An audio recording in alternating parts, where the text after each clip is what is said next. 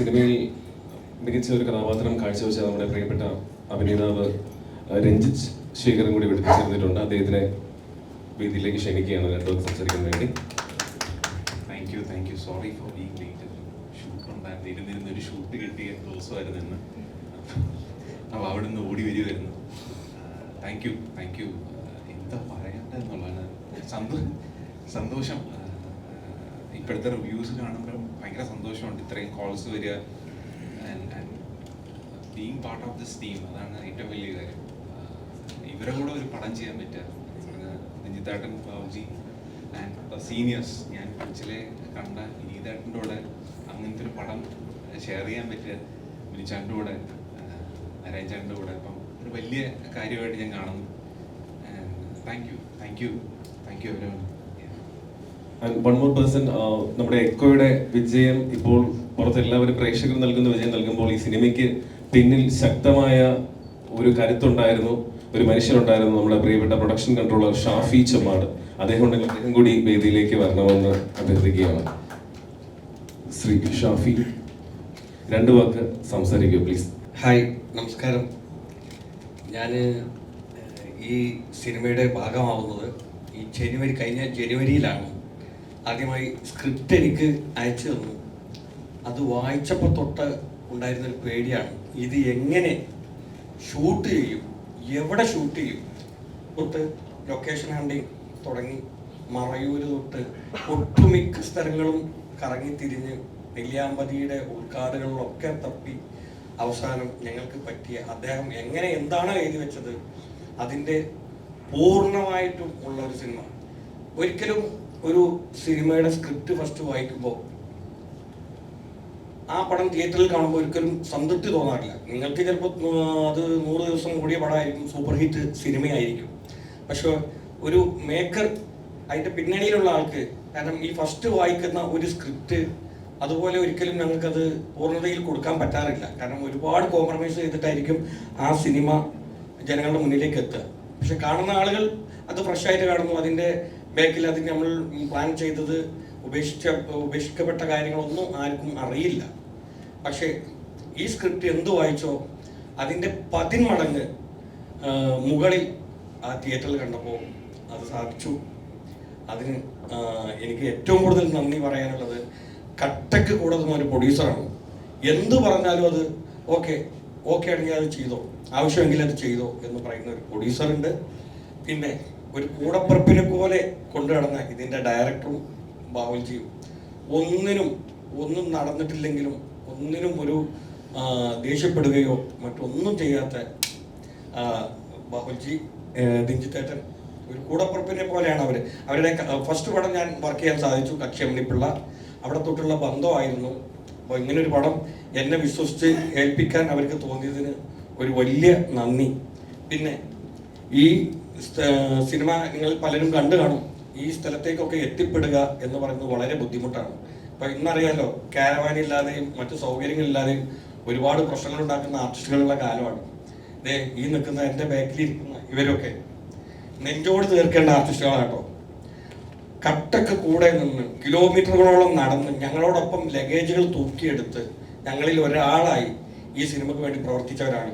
ഒരു ബ്രേക്കില്ലാത്തൊരു കാറിൽ ജീവൻ പണയം വെച്ചിട്ടാണ് നാരായണ ചേട്ടനും സഹീർക്കും നടന്നത്.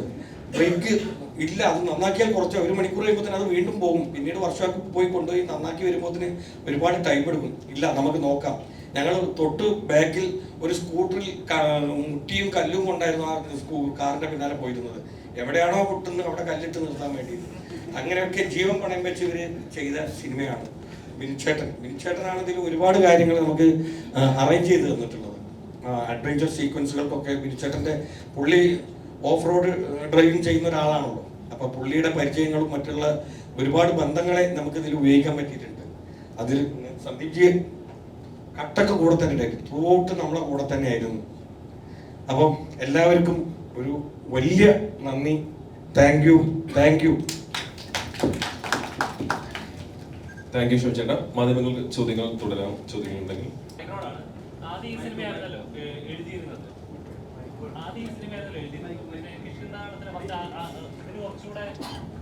അഡ്വഞ്ചേഴ്സ് ആണ്, കുറച്ചുകൂടെ റിസ്ക് എലമെന്റ്സ് കൂടുതലുണ്ട് എന്നുള്ളതുകൊണ്ടാണ് കിഷ്കിന്ധാടനത്തിലേക്ക് തിരിഞ്ഞത് ആദ്യമേ? അല്ല, ആദ്യം എഴുതിയത് കിഷ്കിന്ധാടനം തന്നെയാണ്. കിഷ്കിന്ധാടനം എഴുതി കഴിഞ്ഞിട്ട് അതിന്റെ ഷൂട്ടിംഗ് തുടങ്ങാൻ കുറച്ച് കാലതാമസം എടുക്കേണ്ടി വന്നു.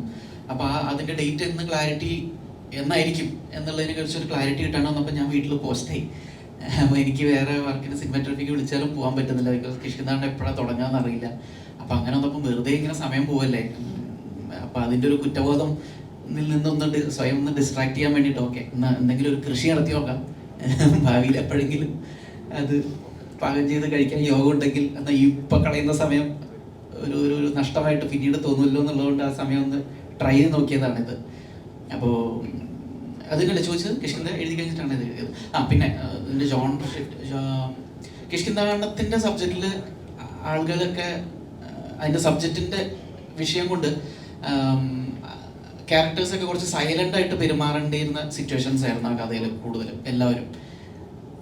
അപ്പൊ അത് കഴിഞ്ഞ് വന്നിട്ട് സ്ട്രേറ്റ് അവ ഇത് എഴുതുമ്പോൾ ഇതിലെനിക്ക് ക്യാരക്ടേഴ്സ് കുറച്ചും കൂടെ ഒന്ന് ഫ്ലംബോയന്റ് ആയിട്ട് പെരുമാറുന്നവരോ അല്ലെങ്കിൽ എക്സ്പ്രസ് ചെയ്യുന്നവരോ ഒക്കെ ആയാൽ കൊള്ളാം എന്നുള്ളത് അതൊരു വെറുതെ എനിക്കൊരു രസത്തിന് വേണ്ടിയിട്ട്, ഒന്നിനു വേണ്ടിയിട്ടല്ല. കാരണം അപ്പോഴൊന്നും ഇതൊന്നും സിനിമയാക്കാൻ പറ്റുന്നൊന്നും വിചാരിക്കുന്നൊന്നുമില്ലല്ലോ, ആരോട്ടും കമ്മിറ്റ്മെന്റും കാര്യങ്ങളൊന്നുമില്ല, വെറുതെ ടൈം പാസ് എന്നുള്ള രീതിയിൽ ട്രൈ ചെയ്യുന്നതാണ്. അപ്പോൾ ആ എഴുത്ത് പ്രോസസ്സ് ഒന്ന് എൻജോയ് ചെയ്യാൻ വേണ്ടിയിട്ട് ഓക്കെ. കഴിഞ്ഞ തവണ കുറേ സൈലന്റ് ക്യാരക്ടേഴ്സ് ആയിരുന്നു, ഇത്തവണ വായ അടച്ചു വെക്കാത്ത കുറേ ക്യാരക്ടേഴ്സിനെ കൊണ്ട് ജീവിക്കാന്നുള്ള രീതിയിൽ ഒന്ന് ട്രൈ ചെയ്ത് നോക്കി. അപ്പോൾ ആദ്യം എഴുതുന്ന സീനുകൾ തന്നെ അശോകേട്ടൻ്റെയും വിനീതേട്ടൻ്റെ ഒക്കെ ക്യാരക്ടേഴ്സ് വെച്ചിട്ടുള്ള സീനുകളായിരുന്നു തുടക്കം. അപ്പോൾ അതൊരു രസമായിരുന്നു. അശോകേട്ടനായിരുന്നു ആക്ച്വലി ആദ്യമായി മനസ്സിൽ വന്ന ഒരു കാസ്റ്റിംഗ് ആണ്. ഇതിലത്തെ സ്റ്റോറി വേൾഡിലേക്ക് പ്രേക്ഷകരെ കൂട്ടിക്കൊണ്ടു പോകുന്ന ഒരു ക്യാരക്ടറാണ് ഇതിലത്തെ ജീപ്പുകാരൻ അപ്പൂട്ടി എന്ന് പറയുന്നത്. അപ്പോൾ അത് ആ രീതിയിലൊരു പ്രേക്ഷകരുടെ മനസ്സിൽ ഒരു സഹൃദയനായിട്ടുള്ള അക്സെപ്റ്റൻസ് ഉള്ള ഒരാൾ വേണമായിരുന്നു. നമ്മളിപ്പോൾ ചില കല്യാണ വീട്ടിലൊക്കെ പോയി കഴിഞ്ഞാൽ ഒന്നുമില്ല ആ വീട്ടിലത്തെ വകയിലുള്ള ഒരു കാരണവരോ അല്ലെങ്കിൽ അടുത്ത വീട്ടിലത്തെ ഒരു മുതിർന്ന ചേട്ടനോ ഒക്കെ ആയിരിക്കും ചിലപ്പോൾ ഓൾ ഇൻ ഓൾ ആയിട്ട് വരുന്നവരെ റിസീവ് ചെയ്യാനും വരുവരും ഇരിക്കും, അങ്ങോട്ട് പോകും കഴിച്ചോ ഓൾ ഇൻ ഓൾ കളിക്കാൻ നിൽക്കുക. അപ്പോൾ എന്ന് പറയുന്ന പോലെ അതിനെ എല്ലാവർക്കും ഒരു അക്സെപ്റ്റൻസ് തോന്നുന്ന രീതിയിൽ സഹൃദയനായിട്ട് ആൾക്കാർ അംഗീകരിക്കപ്പെട്ടിട്ടുള്ള ഒരു ആർട്ടിസ്റ്റ് വേണമായിരുന്നു. അപ്പോൾ അപ്പൂട്ടി എന്ന് പറയുന്ന ക്യാരക്ടറിനെ കാണിച്ചുകൊണ്ടാണ് സിനിമ തുടങ്ങുന്നത്. അപ്പോൾ അത് ആദ്യമേ അശോകേട്ടൻ മനസ്സിൽ പതിഞ്ഞിട്ടുണ്ടായിരുന്നു. പുള്ളി ചെന്ന് പിക്ക് ചെയ്യാൻ ആദ്യമേ വരുന്ന ആള് വിനീതേട്ടൻ്റെ ക്യാരക്ടറായിരുന്നു. അതുപോലെ തന്നെ ഇപ്പം ഒരു സിനിമ ഇറങ്ങുമ്പോൾ അല്ലെങ്കിൽ ഒരു സിനിമ ചെയ്യുന്ന സമയത്ത് കണ്ടിറങ്ങുന്ന പ്രേക്ഷകനെ സംബന്ധിച്ച് ആ സിനിമ ഒന്നുകൂടെ റീതിങ്ക് ചെയ്താൽ എന്തായിരിക്കും സീൻ അങ്ങനെ ഉദ്ദേശിച്ചത്, അല്ലെങ്കിൽ ആ സീനിൽ കിഷ്കിന്ധാടനം കണ്ടിറങ്ങിയപ്പോൾ പ്രേക്ഷകൻ ഒരു സമയം ആ കുട്ടി മരിച്ചത് എവിടെയായിരിക്കും കുഴിച്ചത്, എന്തായിരിക്കും അവിടെ സംഭവിച്ചത്, പിന്നെ ചിന്തിച്ച് ഒരു തവണ കൂടെ തിയേറ്ററിൽ ഇരുന്ന് കണ്ട് ഒന്നുകൂടെ റിയലൈസ് ചെയ്യാനായിട്ട് ശ്രമിക്കുക. ഒരു പ്രേക്ഷകനെ കൂടെ തിങ്ക് ചെയ്യിക്കാന്ന് പറഞ്ഞാൽ ചെറിയൊരു മേക്കറെ സംബന്ധിച്ച് ചെറിയൊരു കാര്യമില്ല. ഈ സിനിമയിലും അതേപോലെ ആ ഒരു എഫേർട്ട് ഉണ്ടല്ലോ, അതായത് എന്റെ പ്രേക്ഷകൻ രണ്ടാമത് ഈ സിനിമ ടിക്കറ്റ് എടുത്ത് കാണണം, ഈ സീനിൽ എന്താണ് ഇതിലൊരു ട്വിസ്റ്റ് ഒളിപ്പിച്ച് വെച്ചിട്ടുണ്ട്, അത് പ്രേക്ഷകന് റിയലൈസ് ചെയ്യണം എന്ന് ആ ഒരു മേക്കറിന്റെ ഒരു ഇതുണ്ടല്ലോ, ത്വരയുണ്ടല്ലോ. എത്രത്തോളം അത് മേക്ക് ചെയ്യാൻ എഫേർട്ട് ഉണ്ട്?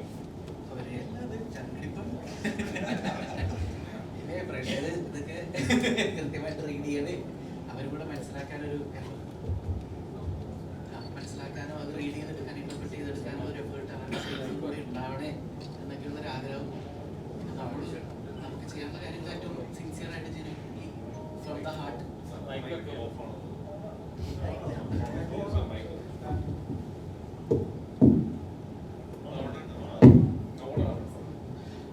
അപ്പോൾ പിന്നെ നമ്മൾ എത്രത്തോളം സിൻസിയർ ആയിട്ട് ജെന്യുവൻലി നമ്മളെ കൊണ്ട് ചെയ്യാൻ പറ്റുന്ന രീതിയിൽ എല്ലാ കാര്യങ്ങളും ചെയ്യുക. അപ്പോൾ പ്രേക്ഷകരും ആ ഒരു സിൻസിയറിറ്റി ഓൺ സ്ക്രീനിൽ ഫീൽ ചെയ്യുമായിരിക്കും. അപ്പോൾ ആ സിൻസിയറിറ്റി ഫീൽ ചെയ്യാൻ പറ്റുന്നതുകൊണ്ട് ഓക്കെ ഇവരെന്തോ സിൻസിയറായിട്ട് ചെയ്യാൻ ശ്രമിച്ചിരിക്കുന്നു, അപ്പോൾ നമ്മുടെ സൈഡിൽ നിന്നും കൂടെ കുറച്ച് എഫേർട്ട് ഉണ്ട് അത് ഇന്റർപ്രറ്റ് ചെയ്തെടുക്കാനും അതിലേക്ക് ഇൻവോൾവ് ആവാനും കൂടെ ശ്രമിക്കാം എന്നൊരു വോളണ്ടറി ആയിട്ടുള്ളൊരു താല്പര്യം പ്രേക്ഷകരുടെ ഭാഗത്തു നിന്നും കൂടി ഉണ്ടാവണേ എന്നുള്ളൊരു പ്രാർത്ഥനയും അങ്ങനെ ഒരു പ്രതീക്ഷയിലുമാണ് ഞാനൊക്കെ ശ്രമിച്ചു നോക്കിയത്. അത് ഇപ്പോൾ വരുന്ന പ്രതികരണങ്ങളിൽ നിന്ന് അത് ആക്ച്വലി അതൊന്ന് ഫുൾഫിൽ ആയ രീതിയിലുള്ളൊരു റെസ്പോൺസാണ് കിട്ടുന്നത്. അപ്പോൾ അതിൽ വലിയ സന്തോഷം. താങ്ക്സ് ടു ദ ഓഡിയൻസ് കൂടെ നിന്നതിന്.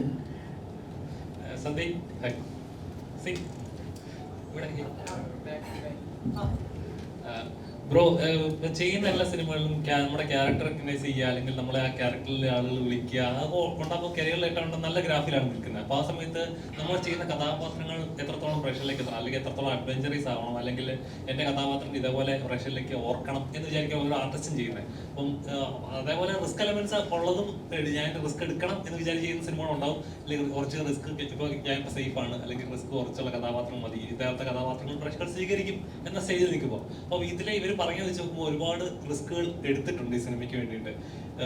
ഇത് വർത്താണ് എന്ന് തോന്നിയ മൊമെന്റ് ആണ്. ഉറപ്പായും അത് ഇവരെന്നെ വിളിക്കുന്നത് തന്നെ ആ ഒരു ഞാൻ ആ സ്ക്രിപ്റ്റിനെ കേൾക്കാൻ പോകുന്നതിന് മുന്നേ, ഞാൻ വായിക്കുന്നതിന് മുന്നേ എന്നെ എൻ്റെ 50% എനിക്കിത് ചെയ്യണം എന്നുള്ളൊരു ആഗ്രഹത്തോടെ പോയൊരു ക്രൂ ആണ് ഇവര്. അപ്പം ചെന്നപ്പോൾ തന്നെ ഞാൻ എക്സൈറ്റഡ് ആയിരുന്നു, ചേട്ടാ വേഗം വായിക്കാം എന്നുള്ള ആ ഒരു ഇതിലാണ് ഞാൻ അങ്ങോട്ട് അപ്രോച്ച് ചെയ്തത്.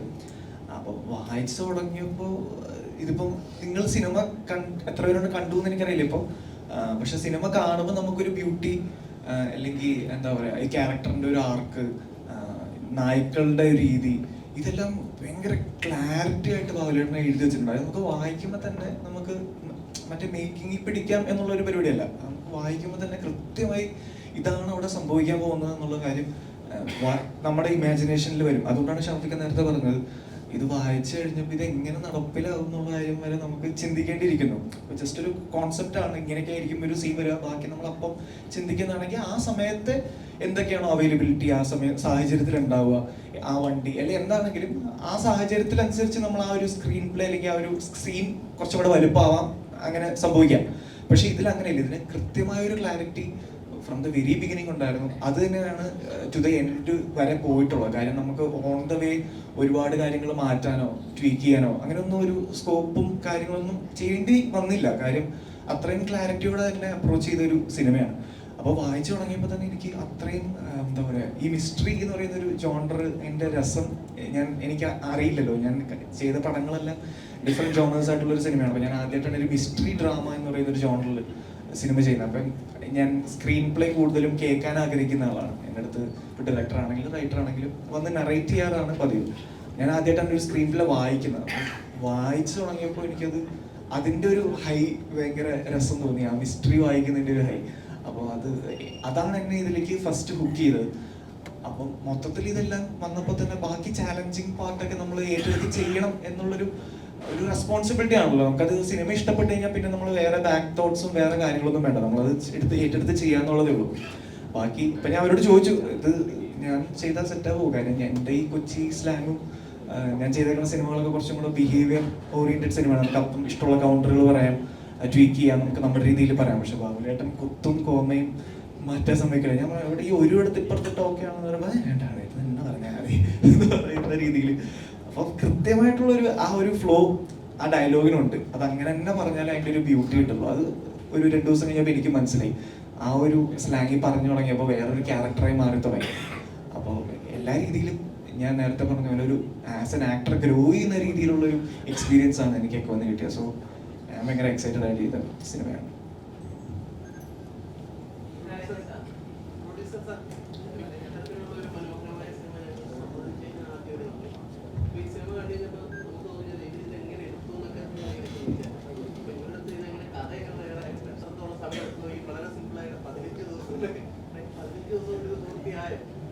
ഉപയോഗിച്ചില്ലെന്നൊക്കെ പറയുന്നു. അപ്പൊ സാറിനോട് ഈ കഥ ആദ്യം വരുന്ന സമയത്ത് സാർ എത്രത്തോളം ടെൻഷൻ ഉണ്ടായിരുന്നു, ഇത് സൂപ്പർ ഹിറ്റ് ആകുമോ അല്ലെങ്കിൽ സൂപ്പർ ഹിറ്റ് എന്നല്ല നല്ല രീതിയിലൊരു റെസ്പോൺസ് വരുമോ, അങ്ങനെ എന്തെങ്കിലും സാറിന് ഏതെങ്കിലും തരത്തിലുള്ള ടെൻഷൻ ഉണ്ടായിരുന്നു? ടെൻഷൻ ഉണ്ടായിട്ടില്ല, പക്ഷേ കോൺഫിഡൻസ് ഉണ്ടായിരുന്നു. പ്രൂവ് ചെയ്ത ആൾക്കാരാണല്ലോ, so they already made. Confidence മാത്രമേ ഉണ്ടായിരുന്നു.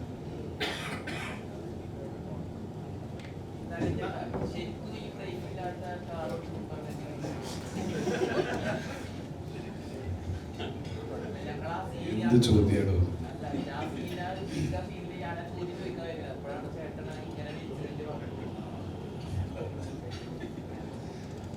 ഇത്ര നല്ലൊരു അനുഭവമല്ല. ഞാൻ ഈ ഷാഫിക്ക പറഞ്ഞില്ലേ നമ്മള് കല്ലും കൊണ്ട് ശരിക്കും ഞങ്ങൾക്ക് അങ്ങനെ പല സമയങ്ങളുണ്ടായിരുന്നു. അതിൽ ഈ കാറിന് വേറൊരു കുഴപ്പമുണ്ട്. ചിലപ്പോൾ ഇത് മുകളിലേക്ക് കയറുമ്പോൾ ചില സമയത്ത് ഇത് കയറാതെ താനെ നിന്ന് പോയി ഒറ്റ സ്വിഫ്റ്റായിട്ടൊരു പിന്നിലേക്കൊരു വരവുണ്ട്. ഇതിന് റെയർ വ്യൂ മിററും ഇല്ല, നമുക്ക് തിരിഞ്ഞു നോക്കാനുള്ള ഇതുമില്ല. അപ്പോൾ എൻ്റെ ക്ലച്ച് ഒന്നും പറ്റി ബ്രേക്കും ഇല്ലല്ലോ. അപ്പോൾ ഞാൻ ഓരോ ഷോട്ട് ഇക്കടെ അടുത്ത് പറയും, അത് ഈ ഒരു നമുക്കൊരു സ്ട്രെച്ച് ഉണ്ട്. ആ സ്ട്രെച്ച് കഴിഞ്ഞാൽ നമുക്ക് ആ സ്പ്ലിറ്റ് ഓഫ് എ സെക്കൻഡ് അറിയാൻ പണി പാളി അപ്പം ചാടിപ്പോന്ന് പറയും ചാടാം.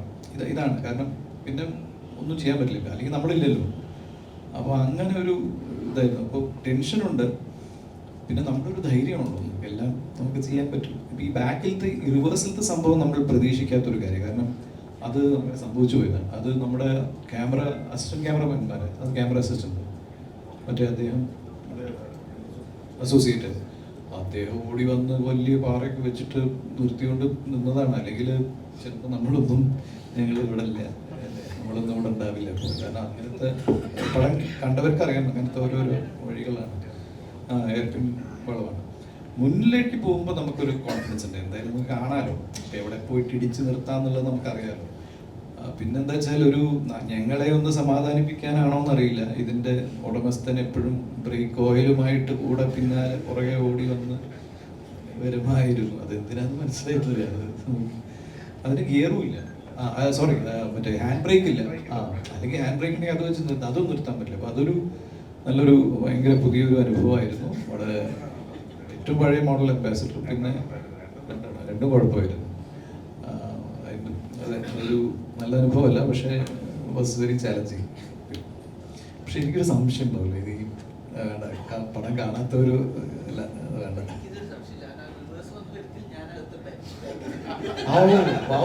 പാവന് പക്ഷെ അറിഞ്ഞില്ല, അത് നിർത്തിയപ്പോഴാ പറഞ്ഞിട്ടുണ്ടാവും അല്ലേ?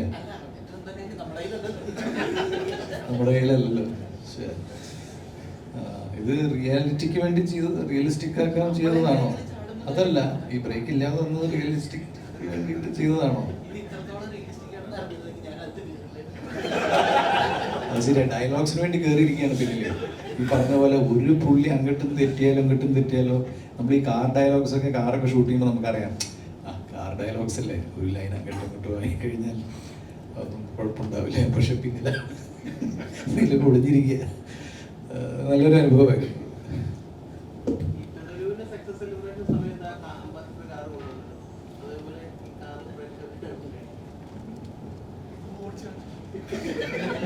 ആ കാർ ഓടിച്ചോണ്ട് വരണ്ടേ ഇടം വരെ, അത് നടക്കൂല.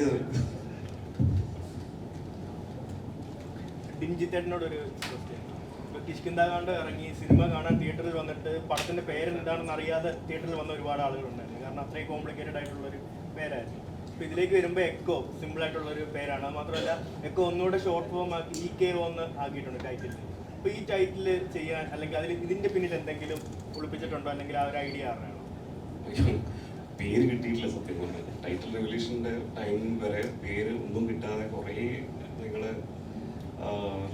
എന്ത് പേര് കൊടുക്കുന്നുള്ള ഭയങ്കര കൺഫ്യൂഷനിലായിരുന്നു. ലാസ്റ്റാണ് ഓക്കെ, നമുക്ക് പേടിയെന്ന് പറഞ്ഞാൽ ഇംഗ്ലീഷ് നെയിം വന്നു കഴിഞ്ഞാൽ എങ്ങനെ പ്രേക്ഷകർ എടുക്കുന്നുള്ള ഒരു കൺഫ്യൂഷൻ സ്റ്റേജ് ഉണ്ടായിരുന്നു.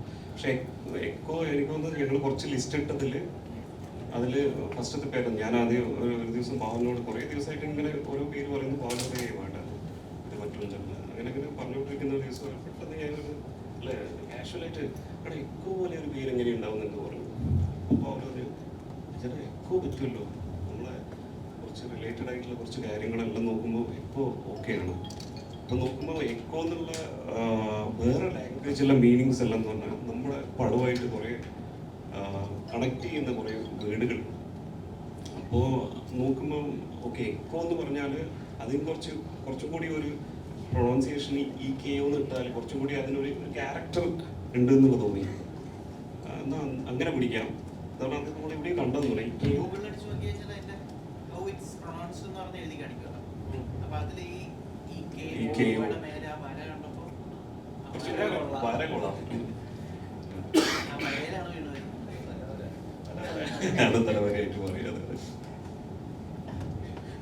Okay, thank you media.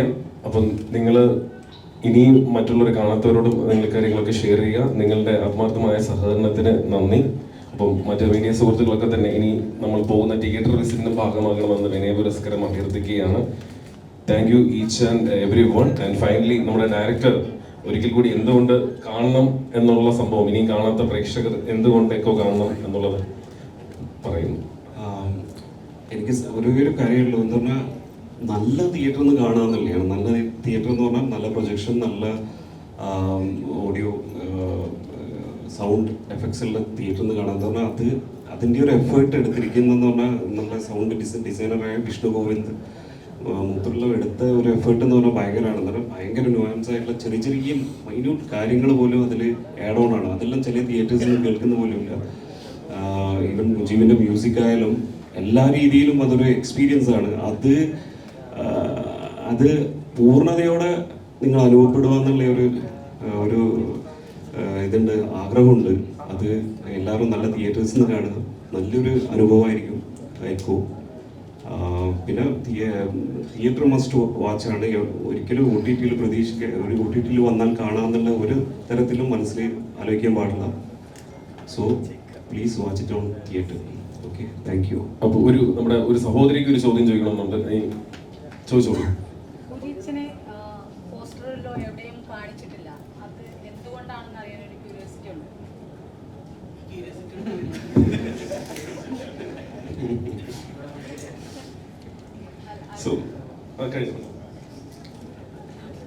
അല്ല, അത് തന്നെയാണ്. പടം കണ്ടിട്ട് നിങ്ങൾക്കൊരു സർപ്രൈസ് ഉണ്ടല്ലോ, ആ സർപ്രൈസാണ് നമുക്ക് വേണ്ടിയിരുന്നത്. അത് നിങ്ങൾക്ക് കിട്ടിയെന്ന് പ്രതീക്ഷിക്കുന്നു. Okay, thank you all the media. നമ്മുടെ എല്ലാ അതിഥികളും ഒരു ഗ്രൂപ്പ് ഫോട്ടോയ്ക്ക് വേണ്ടി പോസ്റ്റ് ചെയ്യണമെന്ന് വിനയപുരസ്കരം അഭ്യർത്ഥിക്കുന്നു.